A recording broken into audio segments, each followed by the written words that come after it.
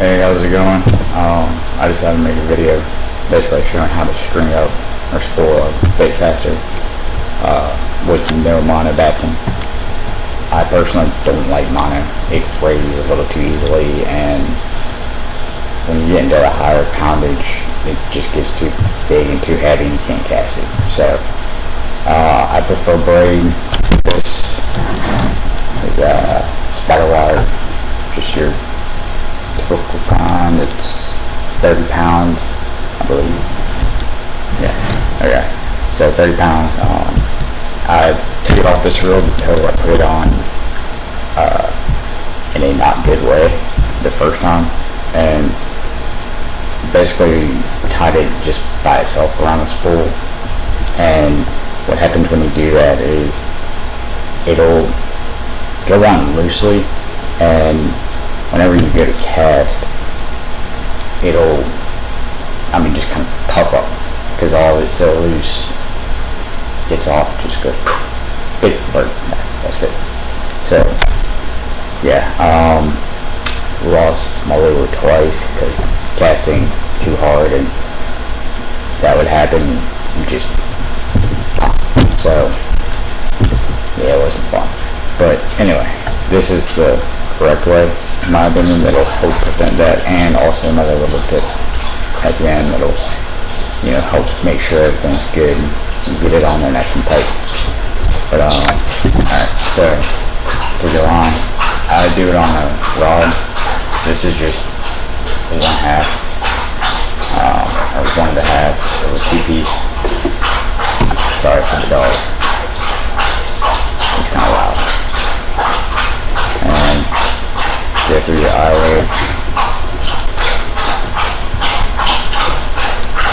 Get forward, puppy. And basically, on most baitcasters, you'll see those little holes. Those little holes is what you're going to use, and it's pretty much like an anchoring point. And you go through one, come out the other, tie it off. And it's pretty easy. Although, if you're really lucky, this is just an old Pinnacle. I've had this thing for years. My dad actually bought it first and kept bird nesting. I decided to give it a shot and kept working with it. Finally got it down. I've had it ever since. So anyway, so this is really easy. The side just comes off, as you can see, and you can just pull out the spool.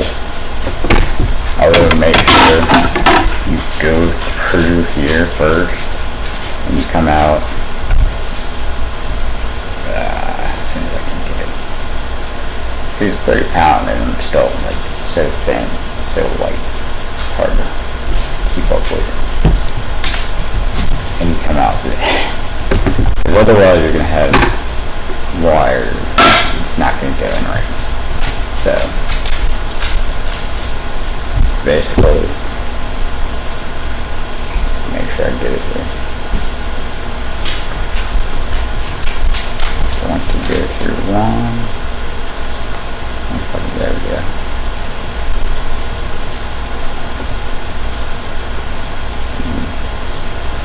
As you can see, sort of, two wires there. And then just tie it off. So I just do Davy knot. Seems to work already. I'm not too worried about it, because if I get down to that little knot, probably gonna lose it anyway. So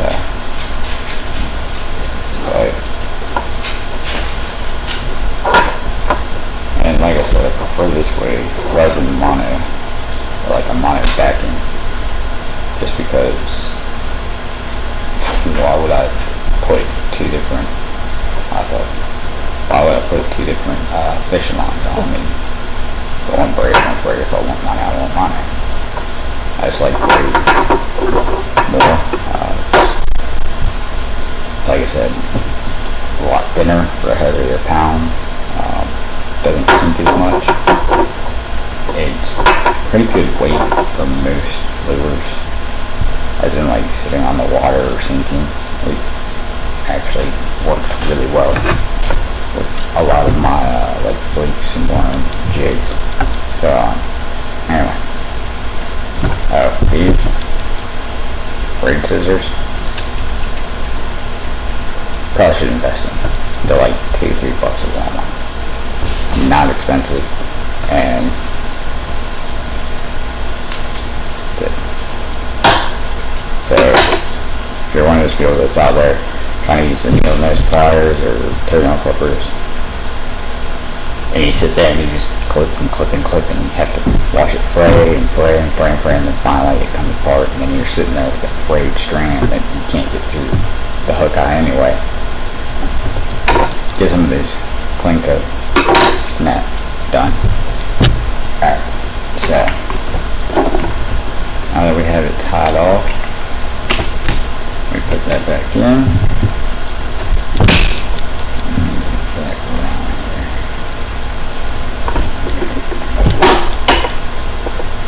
Put that side back on.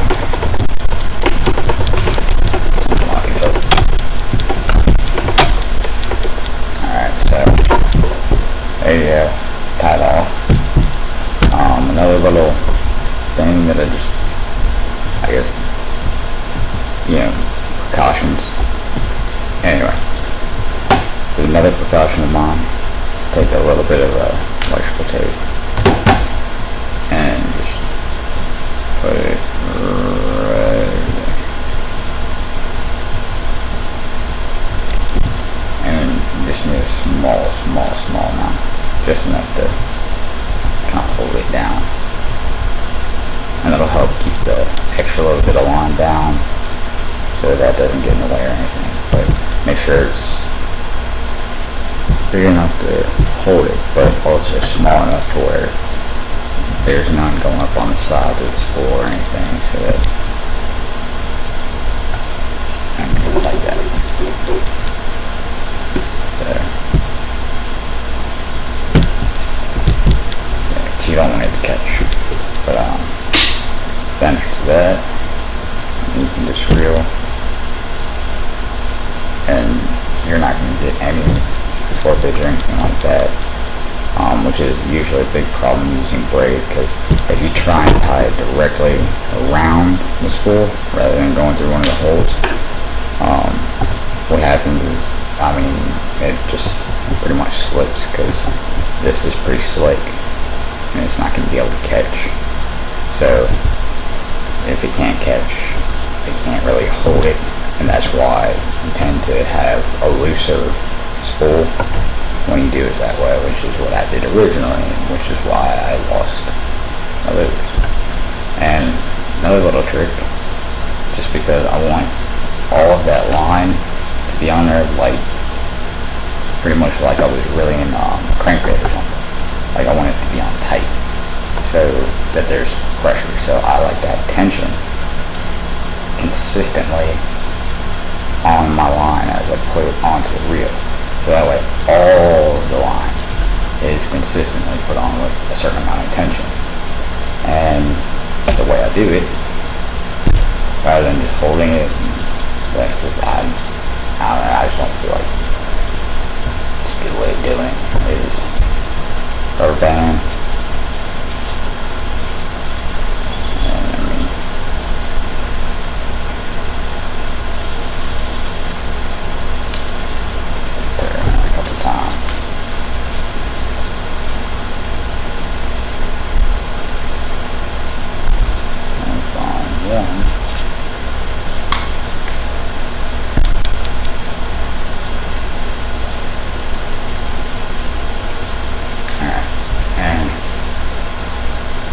Band on there. What that does, give me the tension spot over there. There we go. So there we go. What that does is keeps this nice and tight. So as I reel it off the spool, it all comes off at a consistent tension. There's no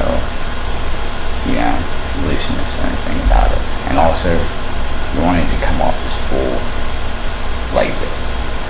You don't want it to come off up top, because what that'll do is, it's kind of like how it goes on a spool is how it's supposed to come off a spool. So, like on an open face reel, you would want it to come up over top, so that'd be like that.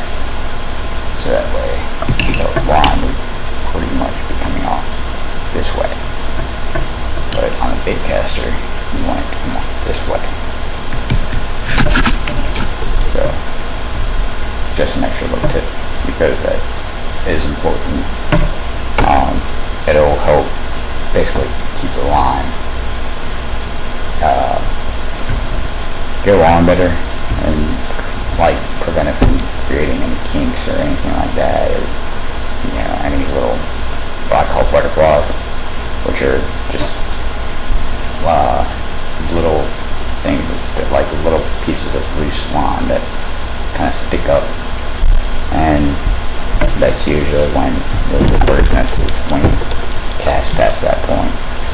So anyway, hope you enjoyed the video.